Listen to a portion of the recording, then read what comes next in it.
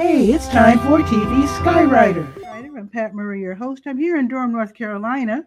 I usually do the Durham Skywriter and Bull City Notes, which is all kind of locally focused. But today we're talking to someone from Los Angeles, okay? A coach, comedian, and a person who helps the needy, Leah, the life coach Brown. Welcome to the show. Thank you. Thank you so much. I'm so happy to be here. Absolutely. I'm looking forward to it.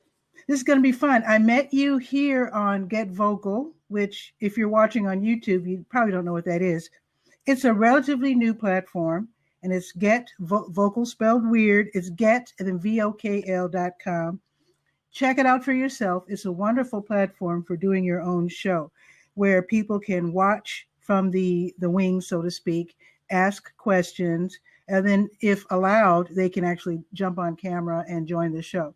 Yes. So if you're on YouTube right now, you can come over to Get Vocal and ask questions, et cetera, because I haven't figured out yet how to monitor YouTube while on Get Vocal. This is my first time doing both at the same time. So Leah Brown, so I just met you pretty much, and I'd like to know, even though I did say in the show's description on Facebook that you are a comedian, a life coach, and you help feed the hungry, I'm wondering which comes first, and if you could tell us about all three. Oh, yeah, definitely. Probably life coaching comes first. Okay. I've been that since I was a young child. I've always been a kind of person that someone would turn to for advice, and I also see things in a different way. So people love to just get my off-the-wall perspective on different topics and things like that, and explore it. And it usually takes them on a nice adventure and journey. So definitely life coach first, because all my life is just like the epitome of who I am. The comedian in me came about something that I had going, that I have something I call my bliss list. It's something like a bucket list. And on it, you put things that you want to do, and you want to put all your attention, energy, and focus into at all times. On my list, I thought I was funny enough to become a comedian. So it takes a lot of confidence. It does. I didn't realize. I have to salute the comedians out there. I went to an open mic, and I was too scared to do it. So I put on my own show. I invited my friends so they would laugh even if I wasn't so funny. That's clever. But I wanted to do it, I wanted to make sure that I was honoring my organic heart's desires, and making sure that I was making this life count right here, right now, not tomorrow, not another day, now. Okay. And there's no reason for it not to be now, because we do so much hard work for things that we don't desire, that we don't have clarity on, that's not for us. So I want to put it on people's hearts to make sure you are focused inward on your own heart and just going out there and doing it. And with all these tools like Get Vocal and things like that, we got to get out here and do it. So the comedian side came from that night going, all right, I was all right. So now I'm on my 10th show that I'm doing. And we're actually doing a monthly show that aids the homeless community with the help of My Friend's House LA. So they go out every Wednesday and help the homeless community. And they give out food and just words of encouragement, clothes. They also do grooming and maintenance with them, teach them yoga, give them, educating services on computers and things like that. They're well-rounded, and they're only looking to expand. They just recently expanded to Atlanta. So now there's a My Friend's House Atlanta. Nice. We're so proud of them. The founder is Tiffany A. Rose. She's an amazing woman. Shout out to her and all that she's doing. But they do it all the time. This show allows me to prepare warm meals for the homeless community and contribute on her journey and quest and what she's doing. So we also take out toiletries. We also take out just little words of encouragement and notes and things like that. So with this one, it's a toy drive, because it's that time of season, the holiday season. And there's kids out there. So we wanted to take them out the moment. And so for our 9th Laugh at My Calibration and 10th Laugh at My Calibration, they have been there. The last one was a toy drive, and we're going to make this one a toy drive. Okay, so and it's going to be December 5th, right? December 5th is the toy drive. It's at Universal Bar and Grill in North Hollywood, California. It's $10 at the door or a toy. These are the toys behind me. Some of the toys here. These are cute. This is one of my favorite ones that so was given. So there's lots of toys, and I have other people dropping them off, and I'm picking them up, and I'll be accepting the toys all the way until December 10th. Okay, awesome. Awesome. So let's go back to your being a life coach. You said you've been doing this since you were a kid. So I'm wondering, where does your insight come from? Did you have like really super wise parents, or were your parents social workers, or what? I do have super wise parents. They have a different perspective. They've gone through a lot of things that, and they were very free spirited. So that helped to really expand my thought patterns and perspectives. So I really appreciate the upbringing that they gave me, and what life they showed me.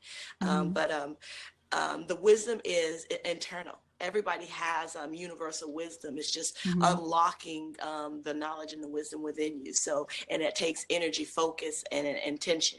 So, I just got intentional with myself, and I think I've always kind of been a kind of empathic and aware person. I notice people, I notice things, and I feel people, and I honor people, I value people. So I think it comes from just that internal heart of who I am. Okay. So what kind of person or personality uses or needs a life coach? And then how do they find you? And how does that work as a job or a business for you? A type of person that needs a life coach is everybody. Everybody is everybody's life coach. Everyone around you is a life coach that you should take time and honor and get to know. I always say we have an internal GPS that brings everything and all the lessons and blessings that we need to us. So everyone around us has a lesson and blessing. It's just up to us if we take the time to explore it. So if there is a life coach that has something that she has processed and worked out and wants to share with you, it would behoove you if you're in the vicinity of this person, to learn that lesson and blessing from that person. And if it comes at a cost, and I always say I like the dollar bill better as a tree anyway. So if it comes at a cost, the cost is there so that you are able to make the trade to get that in what you need, and never be afraid to pay the price for what you actually need. Everything around you is what you need, and you have more than enough for everything that you need. And that's why it's in your vicinity and attracted to you. So don't be afraid to give of what you need to give for the lessons and blessings that you need around you. So whether they're free from your best friend or the bank teller or the person in passing or someone that you hire to be very intentional with you to teach you something or get you through something very intentional. So I'm a hands-on life coach. I'm a life coach that gets in the trenches with you. So a person that's going to get my services is going to be someone that just needs a hand, and someone that needs to believe in them, a little guidance, a little strategy, a little team to help get over this, because you can't do great things by yourself. And so do they come to an office, or do you meet them in a coffee shop, or is it possible to help people online, or does it have to be in person? All of it. I definitely think that it's case by case. If I have to fly out somewhere, I fly out somewhere. If I meet at a coffee shop, I meet at a coffee shop. Sometimes I have situations where it's a family situation and we have to do a lot of negotiating of where we're at and things like that. So it is really like I get on the phone with you with a free consultation, and then we go from there and we calibrate until we get to the client's desired results, which is yours. And another process of it is that my first session with you is, what do you want and what's the plan? You know, and there's certain questions I can just most people don't have a plan though, do they? That's the point. When you sit there and talk to me, we get clarity on what you want. Some people got lots of plans, but they're not the plan of what they really want. And then that plan actually works. And then they get there and they're like, oh, I really don't like what I'm doing. And this isn't what I had in mind, because they had somebody else's plan and someone else's roadmap that wasn't for them because they're on autopilot. So I actually know two people who went all the way through law school. You know how difficult that is, and how to pass the bar exam. And then they got all the way through law school, passed the bar and then realized they didn't want to be a lawyer. Didn't want to be a lawyer. I always tell people clarity is the best thing best gift you can give yourself, because that's what we're here for. Now, there's a lot of things that take away from us being able to have our clarity, because there's not mandatory things, but there are things that take our calibration to where we have to put calibration over there. Okay, you're using this word calibration. Okay. I'm curious what that means, because when I usually hear the word calibration, it has to do with like electronics or something, like calibrating. I don't know. So what does it mean in terms of being a life coach?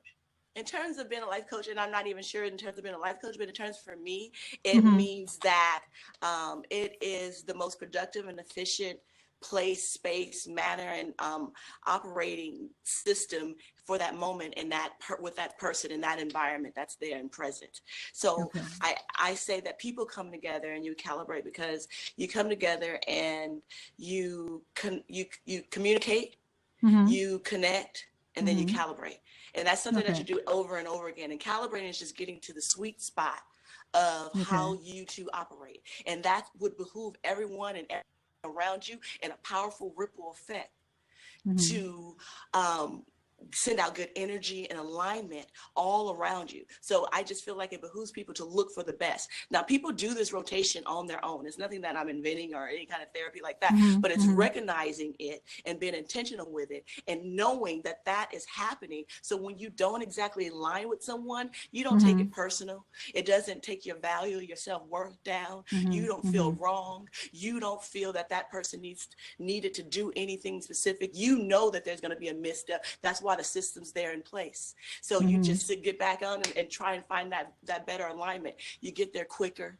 You can find the greatness in people a lot faster and work with that a lot better, because that's what I do. I look for the greatness in people and we take that and we go.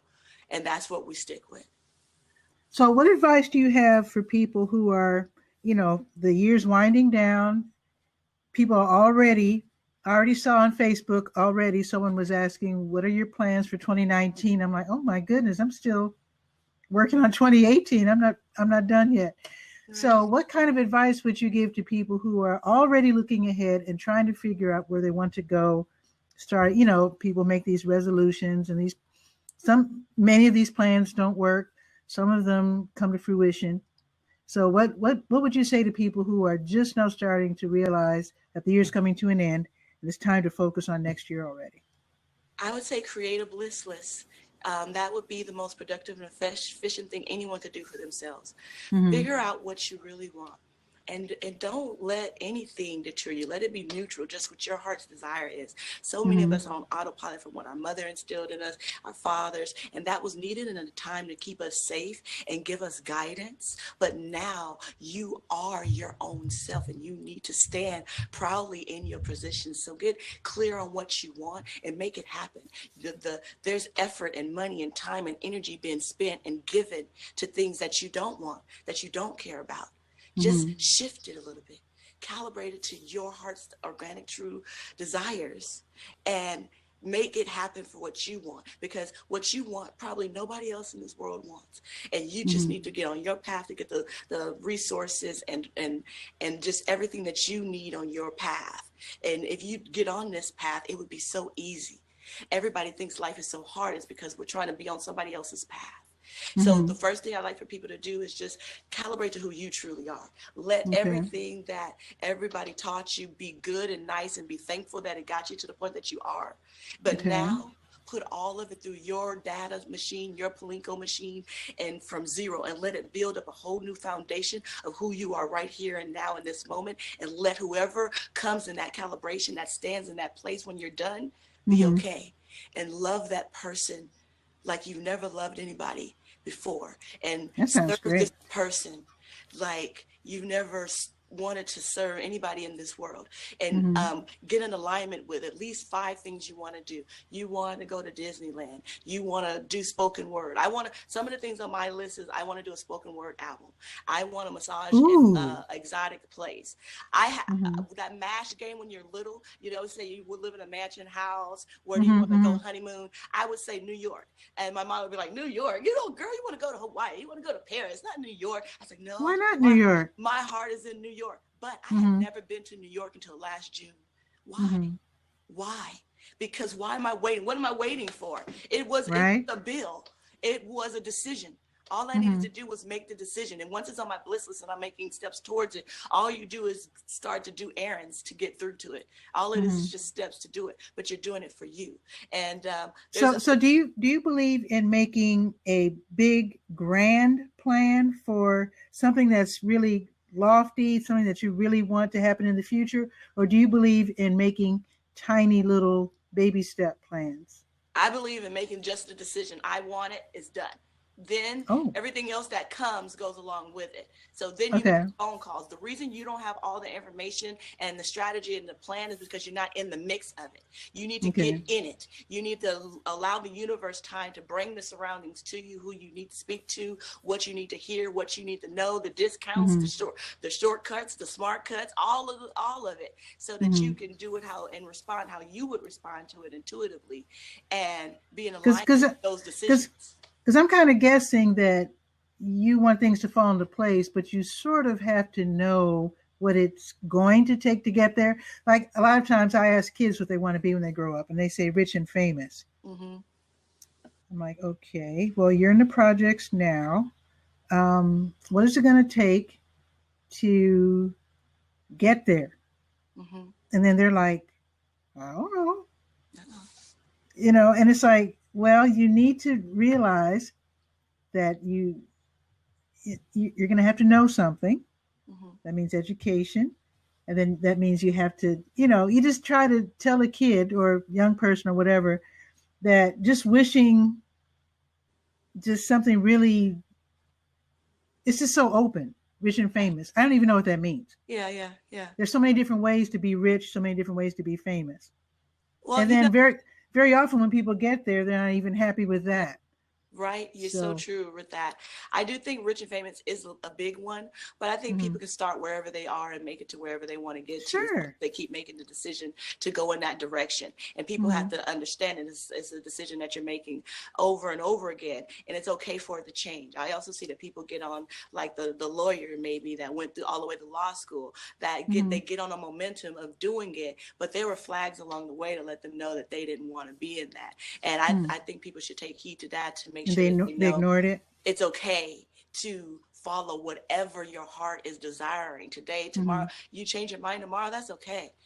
Ever it is. And I know people say never give up, never quit. That's how you get stuck in things you don't love, but it is also how you get over to a side where you didn't think you could make it. Don't ever quit because you don't think you could make it. You quit because it's not in your heart anymore.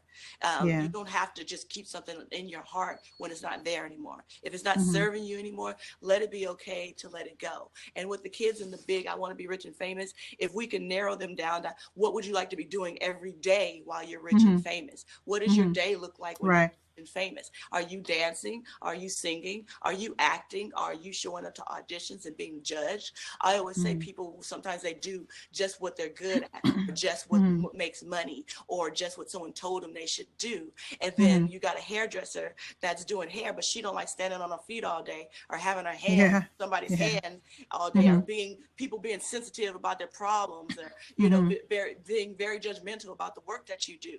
You got to be sweeping up hair every day. Are you about that life? Are you about that life? And once you get that clarity, it's like, I can only sweep up hair 10 times a day. I can't do it no more. Then that's not where you're supposed to be. And that's all good. No matter how good you can wrap a weave, a bob, or whatever, there's something else out there for you to do as well. And people know that there are training that you need to get along the way. Sometimes you're just not natural at things. It takes practice. It takes dedication. So also people being discouraged and thinking they can't do it just because they step out there on their wild intuitive side and then it doesn't go right. It takes tools and resources to bring things together, like people that donated to my toy drive, people that show up to my comedy show. Excuse me, people like Patricia that want to talk about it and let people know about it. And I'm so thankful. It takes people coming together, and we got to give them the opportunity. So I appreciate this opportunity. Absolutely. I'm going to just tell just a quick story. Sometimes you want something really bad and you fall short, but you find some way around it. And I'm going to tell a quick story about Eric Brown. And a huge shout out to the Brown family. Eric is now deceased. He had cancer. His little brother, Dougie, who was a good friend of my little brother, he just died this week also of cancer. So I want to throw them a huge shout out. But Eric, when he was a little kid, he always wore little baseball outfits and little baseball jackets, the cap. He was a huge baseball fan. Everything with Eric was baseball. So we all assumed Eric was going to end up in the major leagues. He was going to be a baseball player. He tried, he played baseball in high school, and he went out for, he was really into it. Yeah. But he found out as he got older that he wasn't good enough to play baseball as a professional. And instead of becoming despondent, it just so happened that, he's very, like you, he's very glib, speaks very well, and spoke very well. And he became a broadcaster, a sports broadcaster. And we had lost, you know how it is, you grow up with kids, you all go to different high schools and colleges, and you just totally lose track. So I had gone to college in Alabama, Talladega College. I came back home. I turned on News Radio 78 and was listening to the news. And then the sports report came on after the news. And at the end, he said, "This is Eric Brown with News Radio 78. And I was like, Eric Brown. And I ran downstairs and said, "Cookie," to my sister. Yeah. I said, "Is that our Eric Brown?" She said, "Yeah, you didn't know? He's on WBBM radio." Mm-hmm. So Eric found a way to still do sports, even though he wasn't quite good enough to play sports. And I thought that was really, in other words, he didn't waste the years of being a baseball fan. And he made it work. Good. That's a blissful moment, and that's what bliss was to help you get to. Everything in life is decisions. I have this episode that I'm coming up, my 4-page book that change your life. It's called Yes, No, and Later. So it's basically about the decisions that we make in life, and having them be aligned with who we are in this now is so very important, because it's a journey. So now, to me, I don't see negative and bad and just good or bad. I see left or right. I see stop or go, and I see slow or yield, and that's what I see in life. So it's neither nor good or bad. It just is, and it's just asking me, how are you, Leah, going to show up and deal with this? So the main thing I need to do is be me. Not my angry mother, not that I have an angry mother, I'm just saying, for instance, not my, passive dad, not my overcritical friend, I don't have to emulate these people. I need to turn within to my universal knowledge that is within each and every one of us. And it is more than enough. And it is okay for us to be and do whatever we want, as long as we're not hurting anybody. So it's so important that we just get clarity on who we truly are when we're making these decisions. So, because yes, it's taking us to one place, and no, it's taking us to another place. And later is when we don't have the emotional capacity, we don't have all of the information, and we put it in our back pocket for later. But the problem with that is we leave it back there forever. We have to take it back out of our back pocket, and we need to let it go and process it. See how we feel about it and put it over there, because once you look at it from a different time, a different angle, with different information that's been given to you, different experiences, you can look at it differently. You have different strengths to help you heal over it and deal with it. It will not continue to overwhelm you over and over again. And once you get past one that you never thought you would get past, that momentum right there is powerful within itself. It's empowering. But you know what you need to do when you do pass or attain these milestones, and that's to recognize it. I see so many people not giving themselves credit for their successes because they're seeing beyond it already. Yep. And I'm like, well, take a minute. I know, right? Congratulate yourself a little bit. There's nothing wrong with that. And then reevaluate to see if you're where you need to be to continue on your path. Because sometimes you're going for something over here, but something over there catches your eye, and you're saying, well, I might be better suited for that over here. Let me go this way and check it out. I love that you said that, because I also have something that I talk about. It's called a love audit. It's something that I think people should do all the time as much as possible. And eternal love audit is something where you go, and I believe that we take in the negative that people say about us, and we take it in real good. We want to take notes on it. Oh my God, how could I have done that better? What should I? Oh yeah, right. I came in too early. Okay, yeah. I think perfectionists do that a lot. Yeah, but a lot of people do it. But other people, when someone's like, oh, you're so beautiful, or, oh my God, you did that great. It's like, oh, I messed up on that. I don't think we fully take in and fully calibrate into our value system of who we are, the good things that are said to us over and over again. So I created something that I call a love audit. And it's where you stand in the mirror. I have my clients, they stand in the mirror, and you simply say, I am blank. And you say something that is good about you, that people around you have said about you. Okay. So my very first time that I did it, it says, I am a peacemaker, because my mother has always told me I'm a peacemaker from a very early age. So in that realization, you have to sit there and you have to sit with that truth. That is not just something someone said to you. It's not just their truth. It's your truth.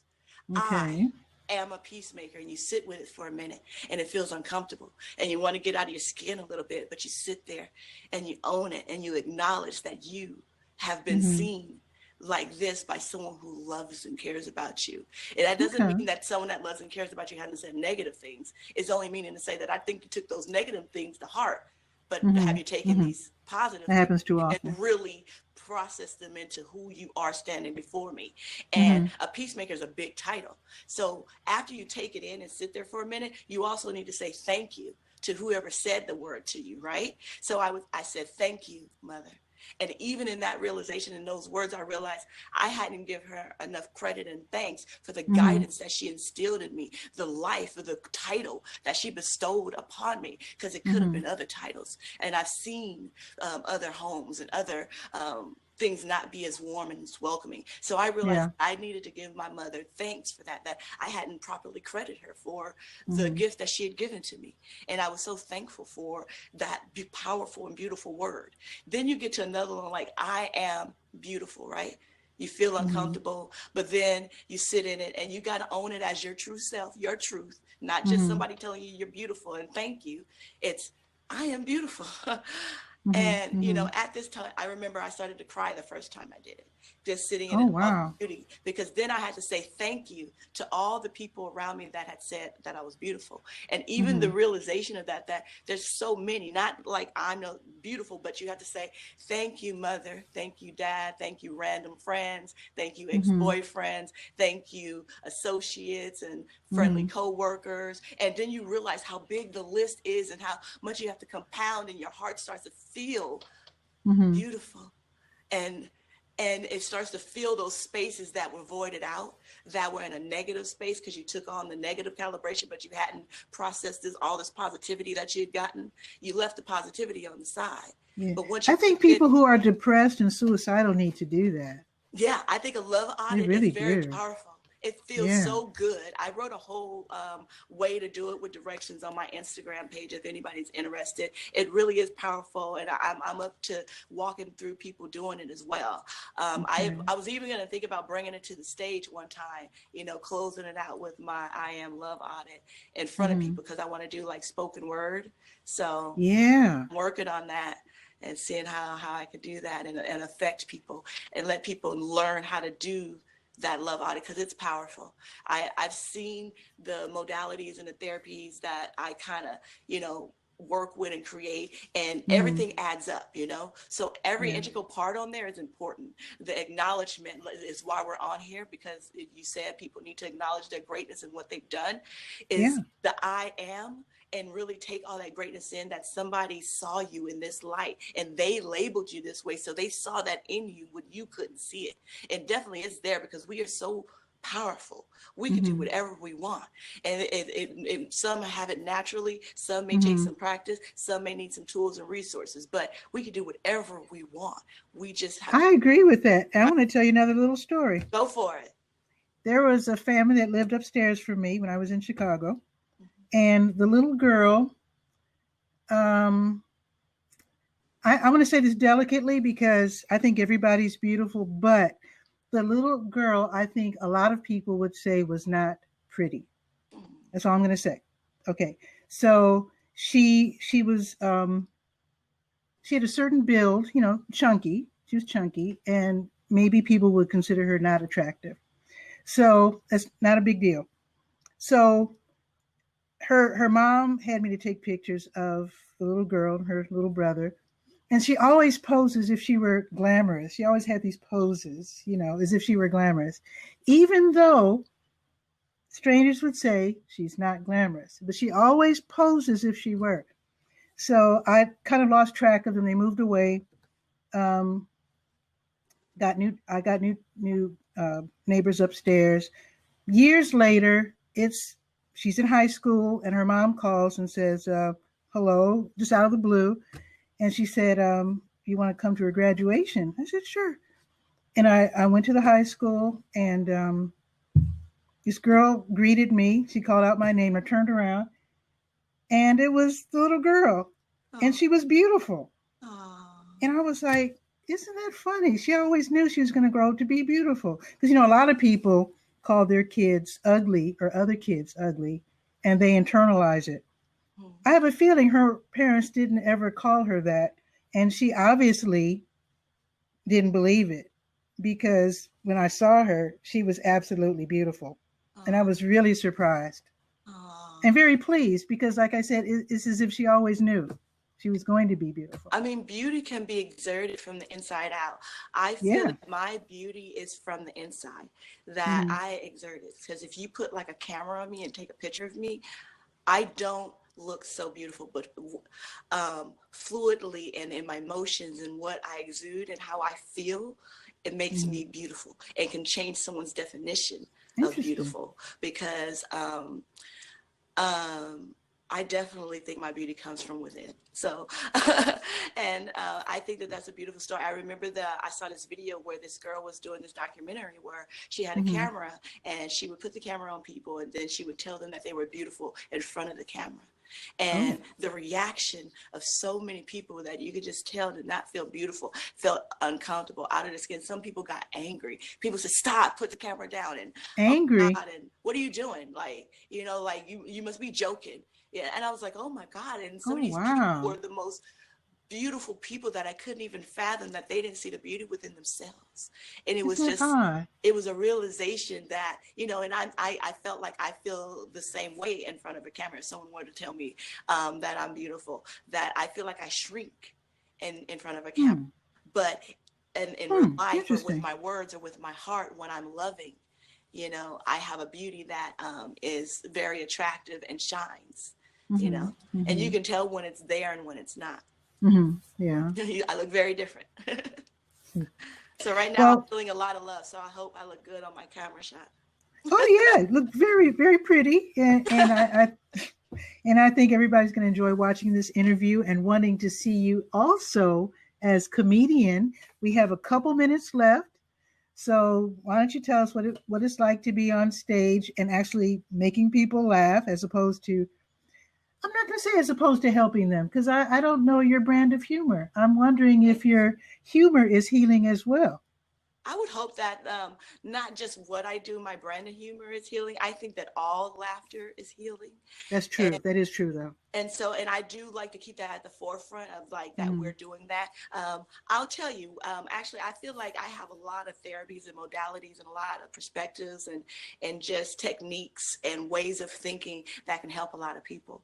But I don't believe that a lot of people believe that about me. So actually, being a life coach is rather hard. People like to put you through hoops to jump and you know, make things happen and appear and things like that. So I would say by helping people, sometimes people aren't ready for that type of help. So they put life coaches, especially something if they don't understand and they don't want to be taken advantage of. They put life coaches through the ringer. So with that, I say, being a comedian, when you get up on that stage, those people's eyes are all right on you. They are empty. They are ready for you to pour into them and give them whatever gift that you have for them from that stage. All eyes are on you. You command the stage. The spotlight is there, and you have your moment, and you are being honored, and you have such a influence and things to say. So me being a comedian, I do take my life coaching into my comedian. So I'm not surprised. So I do say like very kind of nice things, but I do have some laughs up in between there, and I talk about some funny things that happen in my day-to-day life, and just all kind of things. I have a lot of fun being a comedian, so I get I laughs. bet you do.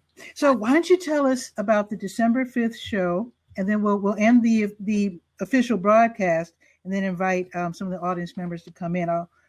So that we can hang out a little bit. So tell us about what's happening on December 5th.